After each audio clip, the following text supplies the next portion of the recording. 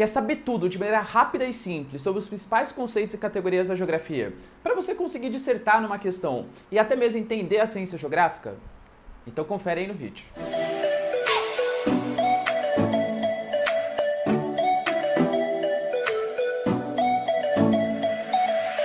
Fala galera, beleza? Também estão legais, tranquilos, de boa? Então tá, ó. Galera, é o seguinte, a gente tem que entender, para conseguir fazer uma prova de geografia e entender a ciência geográfica, que a geografia, assim como várias outras ciências, ela é cheia de nomes, ela é cheia de conceitos, categorias, e que se você não os compreende, você não consegue aplicar aquele conceito. Por exemplo, imagina, sei lá, numa questão de física, que eu falo para vocês sobre o conceito de trabalho, de energia, sei lá, de energia potencial, essas coisas.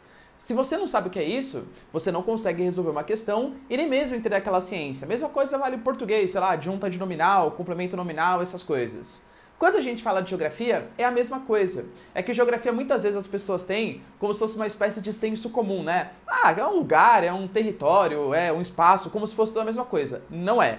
E eu tô aqui nesse vídeo para mostrar para vocês que realmente a gente tem que entender esses conceitos para conseguir entender a ciência geográfica.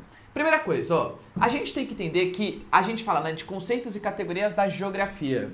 Geografia seria a terra e escrita, né, a ciência. Ou seja, é uma ciência que estuda a terra. Basicamente, a relação que existe entre a sociedade e o meio. Isso é super importante. Para a geografia, a gente não quer entender somente a sociedade, mas também não quer entender somente o meio.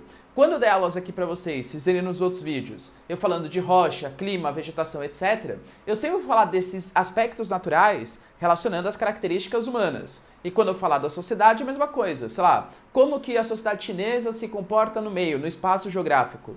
Então, é isso que é o objeto de estudo da geografia. Se fosse para estudar só o meio, existem outras ciências que fazem isso, a meteorologia, a geologia, enfim. Se fosse para estudar somente a sociedade, existem outras ciências que fazem isso. A sociologia, a antropologia, a história e por aí vai, tá? Então a geografia é a junção da sociedade com o meio em que ele vive. Por isso, a gente nunca fala que o campo de estudo de um geógrafo, da geografia em si, seria, por exemplo, um espaço natural. Qual que é o conceito de espaço natural? É um espaço que ainda não teve nenhum tipo de relação social com o homem. A gente fala, por exemplo, nos tempos muito antigos, né, sem nenhum tipo de relação ainda com a nossa sociedade. Aquilo tudo era um espaço natural. Florestas ainda não desbravadas, o clima não tinha sido alterado, por exemplo, para as interferências humanas. Isso é um espaço natural. Para a geografia, pouco interessa esse estudo. O que interessa para a geografia mesmo é isso aqui, ó. É o espaço geográfico. Isso é o campo de estudo da geografia. É o campo de estudo de qual é a relação que existe entre espaço e o meio. Tudo bem? E para a gente conseguir entender esse espaço geográfico, eu vou passar para vocês uma série de conceitos essenciais. Por exemplo, quando a gente fala de território, não é qualquer coisa que é território. Por exemplo, sei lá, a faixa intertropical do globo, que para quem não sabe é que está entre o 23 norte e o 23 sul, né, entre os trópicos. Isso não é um território. Por quê? Porque para ser território, super importante, tem que ter a noção de limite, fronteira, soberania. Então, o que seria um território? O Brasil, porque o Brasil tem ali limites bem delimitados, esquemático, né, mais ou menos, mas deveria ter limites bem delimitados. Existe uma soberania, existe um governo que ali tem uma soberania, existe um respeito à soberania daquele espaço geográfico. O que é um campo de estudo da geografia? A minha casa, por exemplo, é o meu território. Sei lá, o município de São Paulo é uma noção territorial. O estado de São Paulo é uma noção territorial, percebe?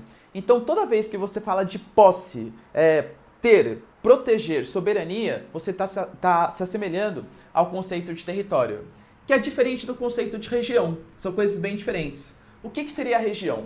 A região é quando você estabelece um pedaço do espaço geográfico, você divide estabelecendo algum critério. Professor, como assim? Vou dar um exemplo para vocês. Vou imaginar que eu vou pegar o território brasileiro, o espaço geográfico ali do Brasil. E eu quero dividir o Brasil, sei lá, com o critério climatologia, o critério clima. Eu quero dividir o Brasil utilizando aonde que é clima equatorial, aonde que é clima tropical, tropical de altitude, subtropical. Então eu estou regionalizando o Brasil utilizando critérios que eu acho mais pertinente. No caso, a questão climática. Eu posso regionalizar utilizando o critério vegetação, aí eu falar para vocês, olha, o Brasil tem a Amazônia, tem a Caatinga, tem a Mata Atlântica, tem a Araucária e por aí vai. Eu posso fazer igual o IBGE, que regionalizou o Brasil utilizando 5 macro-regiões, né? Região Norte, Nordeste, Centro-Oeste, Sudeste e Sul, O IBGE, segundo os seus critérios, utilizou alguns aspectos naturais, sociais, culturais e econômicos para estabelecer uma regionalização. Você pode regionalizar segundo o critério que você bem entender. Você pode regionalizar o mundo segundo as zonas climáticas. A zona polar, a zona temperada e a faixa intertropical. Você regionaliza do jeito que você bem entender. Ou seja, sintetizando, né? Região é dividir com algum critério. Geralmente os estados, principalmente os estados maiores, a exemplo do Brasilzão é nós, regionalizam o seu território para facilitar a administração. O IBGE, por exemplo, ele regionalizou o Brasil segundo alguns critérios políticos até, né, respeitando o limite de estados, para que fosse possível organizar politicamente o nosso país. Tudo bem? Mas nem toda regionalização tem que respeitar os limites estaduais. Vou dar o exemplo da regionalização do Pedro Pinchas, das regiões geoeconômicas, estou colocando aí para vocês, que não respeitou os limites e ainda assim são regiões. Tudo bem? Outro conceito super importante, o conceito de lugar. Imagina se na sua provinha, por exemplo, você, sei lá, tá falando sobre a China, aí você fala assim, a China é um lugar onde há um excepcional crescimento econômico. Sabia que você pode errar essa questão só por ter utilizado o conceito de lugar? Porque lugar não é qualquer coisa para geografia, lugar, local. Lugar é um espaço geográfico, né? Tudo é espaço geográfico. Se é campo estudo da geografia, é espaço geográfico. É um espaço geográfico no qual há noção de relatividade, a noção de relação afetiva. Então, por exemplo, a minha casa é um território porque tem noção de soberania. Mas a minha casa também é um lugar para mim, porque tem algum tipo de relação de afetividade. Acredito que a maioria de vocês que está vendo aí o vídeo nunca veio na minha casa. Então, para vocês, a minha casa não tem nenhum tipo de relação de afetividade. Professor, no exemplo que você deu da China, a China, então, não é um lugar para mim. De verdade, não sei. Pode ser que, por exemplo, você já tenha ido à China, tem algum tipo de relação afetiva muito grande com o território chinês, mas vocês acham mesmo que o examinador vai pensar que você colocou o conceito de lugar só porque você tem relação afetiva com a China, ou ele vai pensar que você não sabe utilizar o conceito geográfico? Obviamente, é a segunda opção. Então, lugar, utilizem, leiam numa coisa bem específica, numa relação bem específica. É quando o autor daquele texto, o autor da sua resposta, está querendo demonstrar que ele tem um carinho, um afeto. Não necessariamente bom, pode ser ruim, ele pode detestar aquele lugar, mas ele tem uma relação afetiva com aquele espaço. Tudo bem? E para finalizar, o último conceito, talvez um dos mais polêmicos, que mais mudou nos últimos tempos, que é o conceito de paisagem. Professor, o que seria isso?